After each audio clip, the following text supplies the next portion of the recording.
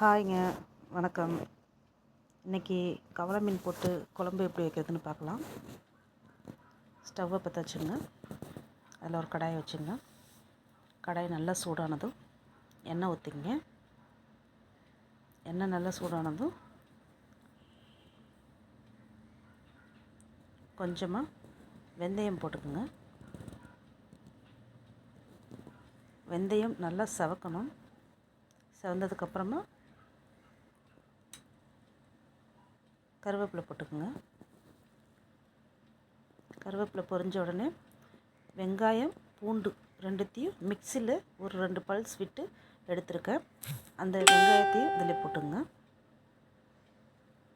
வெங்காயம் பூண்டு பச்சை வடை போகிற வரைக்கும் வதக்கிட்டு தக்காளி போட்டுக்குங்க. தக்காளி நல்லா மசிஞ்சதும் அடுப்பை சிம்மில் வச்சுருங்க.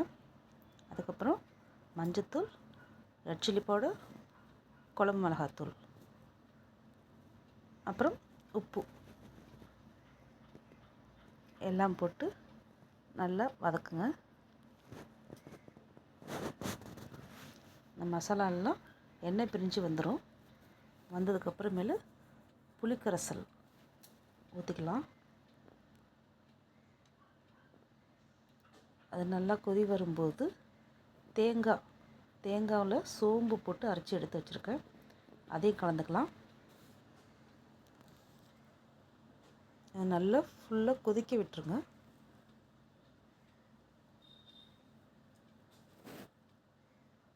நல்லா தளபுன்னு கொதிக்கட்டும். ஒரு தட்டு போட்டு மூடி வச்சுருங்க. ஒரு 2 நிமிஷம் நல்லா கொதித்ததுக்கப்புறமேலு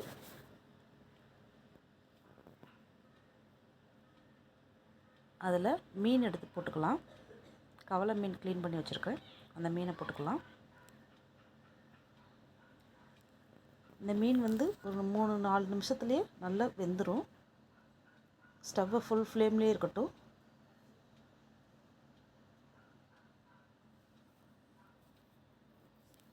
ஒரு தட்டு போட்டு மூடிடலாம். இப்போது இந்த மீன் நல்லா வெந்துருச்சு. இதுக்கப்புறம் எடுத்து வச்சு சாப்பிட வேண்டியதான். இந்த வீடியோ பிடிச்சிருந்தா லைக் பண்ணுங்கள், கமெண்ட் பண்ணுங்கள், சப்ஸ்கிரைப் பண்ணுங்கள். தேங்க்யூ.